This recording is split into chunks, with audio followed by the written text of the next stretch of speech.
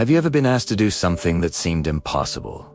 Something that required you to leave everything you know and trust in a promise for a future you couldn't see? Today, we're diving into the incredible story of a man who did just that. This is the story of Abraham, often called the father of faith, a man whose trust in God changed the course of history. Our story begins in a bustling city called Ur of the Chaldees. Here lived a man named Abram, who, along with his wife Sarai, was living a comfortable, predictable life.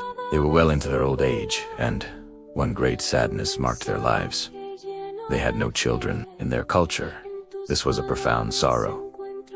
But one day, everything changed. God spoke to Abram with a staggering command and an even more staggering promise. He said, "Go from your country, your people, and your father's household to the land I will show you." Imagine this for a moment. Abram was 75 years old.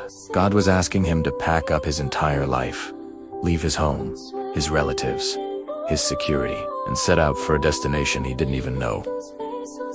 It sounds crazy, right? But what came next was the reason Abram would be remembered for millennia. God promised, "I will make you into a great nation, and I will bless you. I will make your name great, and you will be a blessing. I will bless those who bless you, and whoever curses you, I will curse, and all peoples on earth will be blessed through you." This was a promise of legacy, of descendants as numerous as the stars, for a man who had no children. It was a promise of land for a man about to become a wanderer. It was a promise of blessing for a man leaving everything behind.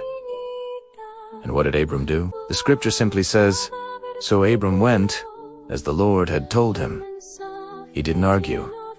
He didn't ask for a map. He didn't demand a guarantee. He just packed up, took his wife Sarai, his nephew Lot, and all their possessions, and he went. This single act of obedience, fueled by pure faith, was the first major test of his journey.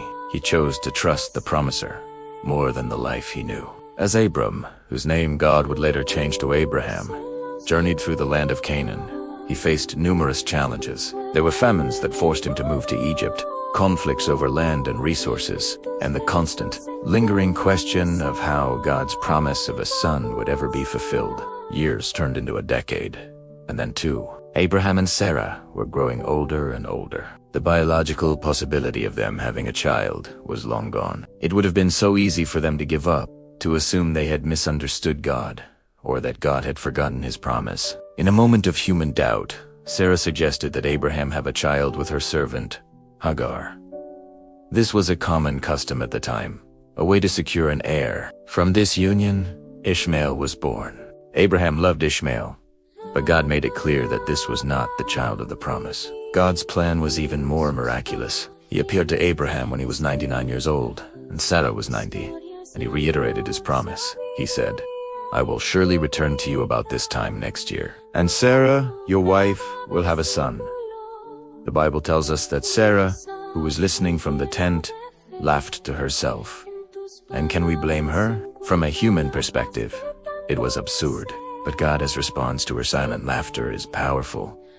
Is anything too hard for the Lord? And just as God promised, 1 year later, Isaac was born. The name Isaac actually means he laughs. A permanent reminder of his parents' initial disbelief and God's ultimate faithfulness. The birth of Isaac was a miracle, a testament to the fact that God's promises are not bound by human limitations or the laws of nature. It was a powerful lesson in patience and trusting God's timing, even when it makes no sense to us. But Abraham's faith was about to face its ultimate test, a test so severe it has been studied and debated for centuries. Some years later, after Abraham had watched his miracle son grow, God spoke to him again. The command was chilling. "Take your son, your only son, whom you love, Isaac, and go to the region of Moriah. Sacrifice him there as a burnt offering on a mountain I will show you." Can you even fathom this? The son he had waited a lifetime for. The child of the promise, through whom God had sworn to build a great nation. And now God was asking him to sacrifice him. This command seems to contradict everything God had promised. It was a test that went to the very core of Abraham's being, pitting his love for his son against his faith in God. Every human instinct would be to protect his child. Yet, what does Abraham do? The Bible tells us that early the next morning, He got up, saddled his donkey, took 2 of his servants and his son Isaac, and set out for the place God had told him about. His obedience was immediate and as they journeyed for 3 days, imagine the thoughts that must have raced through Abraham's mind, the silence, the weight of what he was about to do.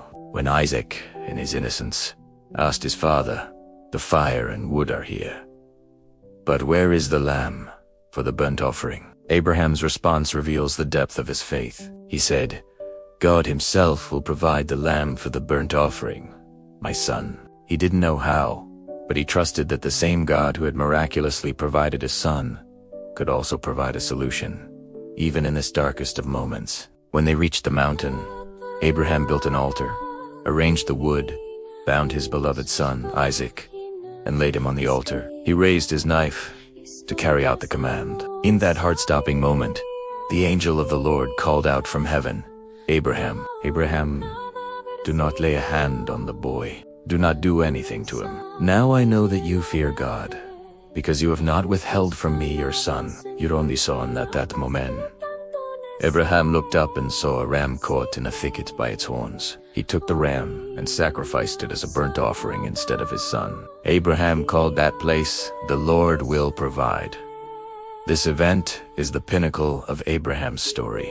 It demonstrates a faith so absolute that he was willing to give back to God the most precious thing he had, trusting that God's plan was ultimately good and just. He believed that even if he sacrificed Isaac, God was powerful enough to raise him from the dead to fulfill his promise. He passed the test, not because he was unfeeling, but because his faith in the character and power of God was greater than his own understanding and his own pain. So what can we learn from the life of this ancient patriarch? Abraham's story is a powerful reminder that faith is not just a feeling, it's an action.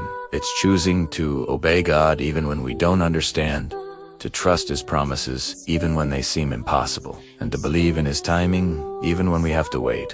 It's about being willing to place what we hold most dear on the altar, trusting that God has planned for us is far greater than any plan we could make for ourselves. Abraham's journey shows us that a life of faith is not a life free from challenges or doubts. It's a journey filled with tests, waiting, and moments that stretch our trust to its limits. But it's also a journey filled with God's miraculous provision and unwavering faithfulness. The story of Abraham isn't just a historical account.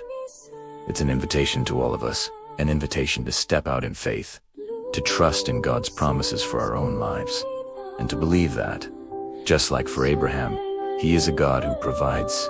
Thank you so much for joining me on this journey into the life of Abraham. If this story inspired you, please hit that like button and subscribe for more content that explores the depths of faith. I'd love to hear your thoughts in the comments below. Which part of Abraham's story resonates with you the most? Until next time, keep the faith.